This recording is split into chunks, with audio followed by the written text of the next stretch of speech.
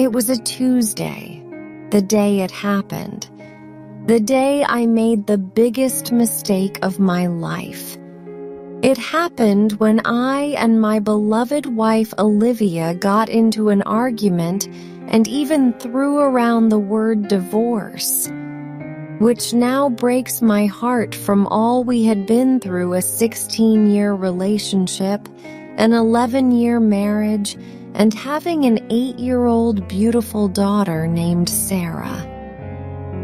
When I first met Olivia, it was love at first sight, and from there on out, we were never apart.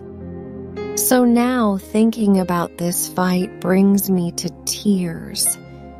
Sarah, who had been listening to the whole fight and couldn't bear to hear it, especially after hearing the word divorce, made her started bursting into tears in her room.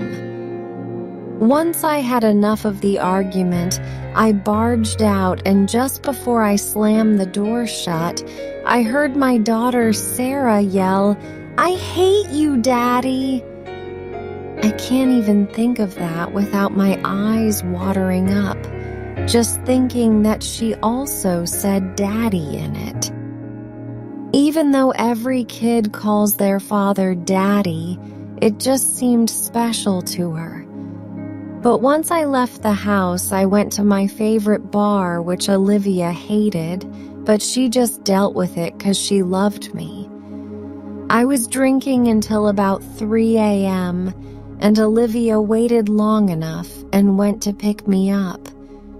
She had to bring Sarah because she refused to stay home and made Olivia take her. But once she brought me to the car, I just said, "Give me the damn keys, I'm driving." She looked at me and said, "Nick, you can't drive. You're too drunk." I just shook her off, took the keys, and began to drive. I was swerving all over the road, almost getting into multiple wrecks, running stop signs and running red lights. Olivia even thought we wouldn't make it home in one piece. She knew she had to stop me from driving because if she didn't, she knew we would crash. That's when she jumped into the front seat to try to pry the steering wheel away from me. That was right when we hit a pothole going 80, flipped, and slammed into another family in their car. When I woke up, I asked the doctors, "What happened last night?" Mr. Fuller, you got into an accident killing the whole family in the other car. This is hard to say, but you killed your wife as well and put your daughter in a coma." I refused to believe it, and I started to go crazy. I jumped out of bed and began to run. I didn't make it far because I immediately passed out. It's been a couple of months since the accident. I'm out on bail and I'm awaiting trial for killing my wife and the other family. I have been fired from my job for killing that family and not leaving my daughter's hospital bed. I have never left the chair right next to Sarah's bed. I started to go insane. I think it's because I have sat next to my daughter for so long, who is slowly rotting away. Every single night I will hold her hand and just start to the ball and yell, "Please wake up." I have started to have nightmares about Sarah being killed by me or me waking up to see her dead. So now every single morning I wake up screaming from the horror I experience when I sleep.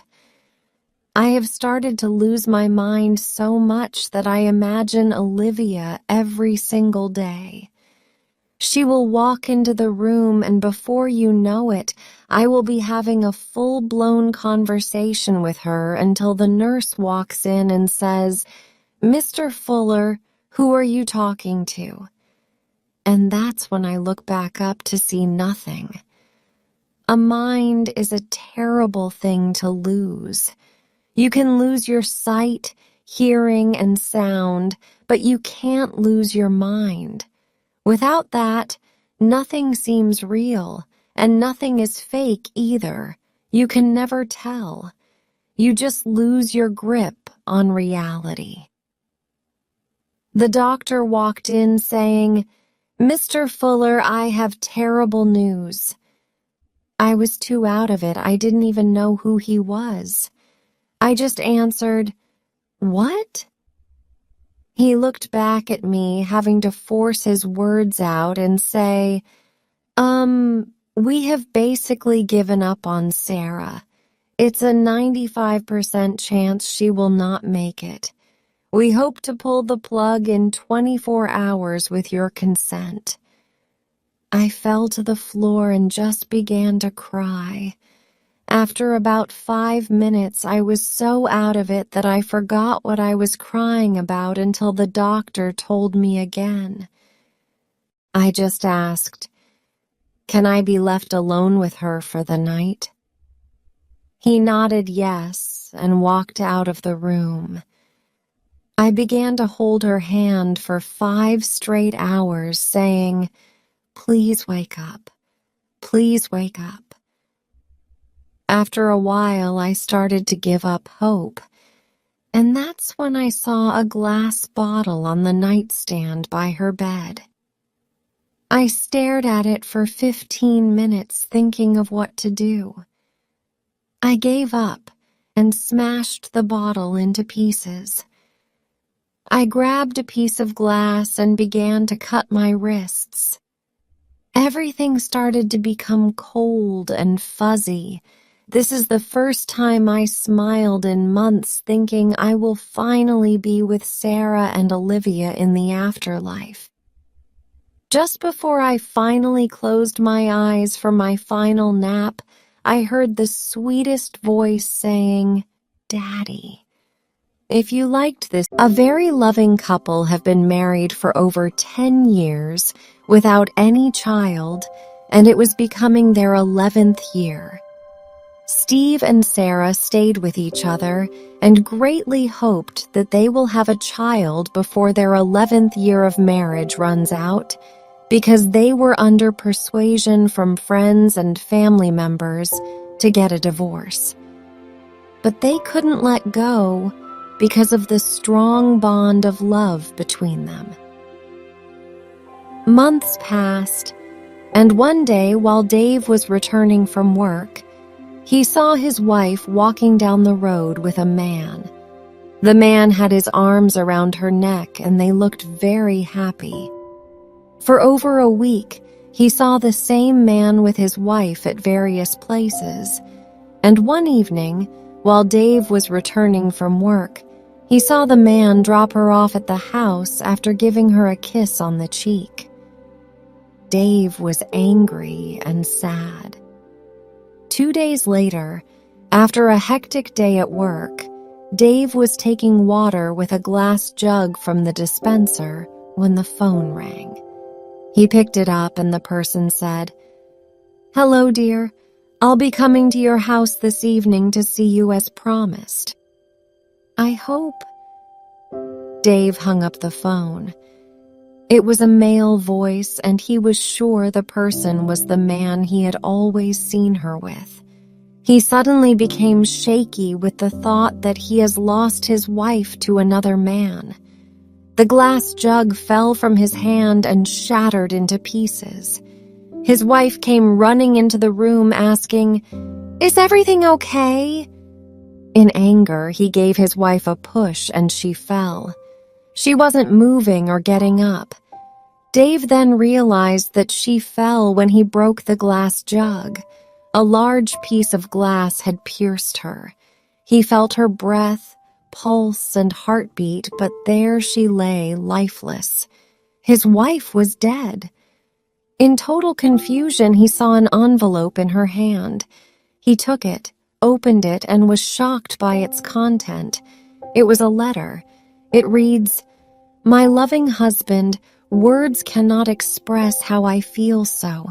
I had to write it down.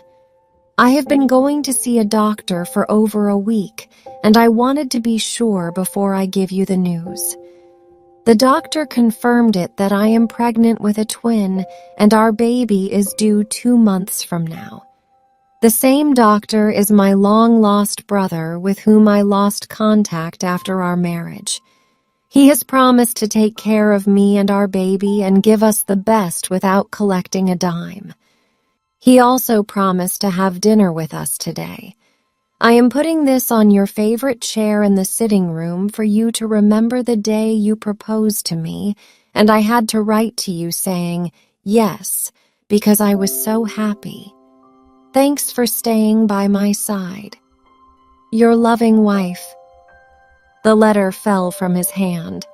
There was a knock at the door, and the same man he had seen with his wife came in and said, "Hello, Dave. I suppose I'm right. It's Max, the brother of your wife, and—" Suddenly, Max noticed his sister lying in a pool of her blood. He rushed her to the hospital, and she was confirmed dead. Her twin baby is gone. Message of the story. We should not be too quick to take unnecessary actions in our relationship or marriage when we haven't questioned our partner or spouse on what we saw or heard about them. Each of us has our faults.